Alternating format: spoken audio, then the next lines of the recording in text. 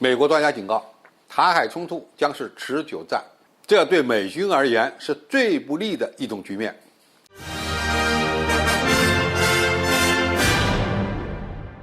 观众朋友、网友朋友，大家好，我是付先少。在俄乌冲突出现长期化的趋势后，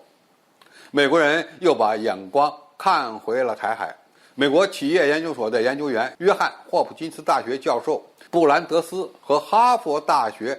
贝尔福中心的研究员塔夫特大学副教授贝克利最近撰文称，美中如果在台海发生战争，也不会很快结束。这两位作者认为，美中两国都在一场他们认为自己输不起的冲突中寻求胜利之道。这种冲突将扩大并升级，并为终止战争带来两难的境地，存在着比许多美国人所意识到的更高的核风险。作者从意愿的角度分析，认为中国大陆不会轻言放弃台湾，因为台湾问题事关中华民族的复兴。美国人则认为台湾问题涉及美国在世界上的声誉，甚至是西太平洋的军事力量平衡，或者说直接关系着美国霸权的存在。这两位美国专家认为，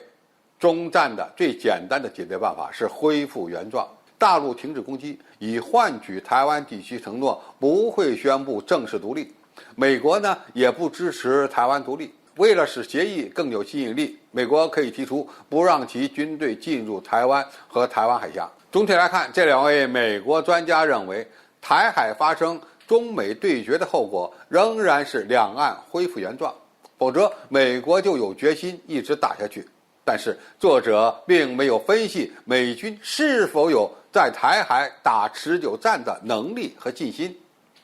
其实美军在台海武力干涉如果要打成持久战，必须要有3个基本条件。第一，美军在作战时要征用第一岛链上的全部民用机场，以用于美军的后勤补给和空中作战力量部署。第二，美军必须再次大规模的驻军菲律宾，进而有长期与解放军在台湾西南空域对决的机会。第三，解放军的重装兵力没有条件登陆台湾岛，而仅仅是通过海空封锁和火力打击，这样就等于给了台湾地区当局顽抗的机会。就目前的局势来看，这3条几乎都不成立。这就意味着美军想干涉，就得更加依赖美军自己的作战部署。但是美国在亚太地区作战面临的战略短板，恐怕是没有办法克服和解决的。美国最怕的就是持久战。第一，美军在亚太的基地数量比较少，脆弱性是非常高的。美军依托的第一岛链的作战基地生存力极低，而第二岛链的这些基地离中国大陆又太远，而美军在东北亚地区的其他基地在使用上也会受到日本和韩国的限制。美国以海空军为主的作战力量要想投送到亚太地区，需要花费相当高的代价，而且还难以持久。第三，美军承受不起航空母舰、战略轰炸机等作战资产损失的代价，而这些武器在未来的高超音速导弹时代会变得非常脆弱。第四，采取以中远程导弹对攻的作战样式，美国也支撑不起，因为他们现在的工业生产能力已经没有办法和中国比了，更耗不过中国。总之，这两位美国专家的观点虽然比较新颖，但是并没有实现的基础。对解放军来说，现在最关键的就是要提升几个能力：一是提升打击第一、第二岛链固定目标的能力，破坏美军的前进基地；第二是增强对台登陆作战的能力。在强大火力打击之后，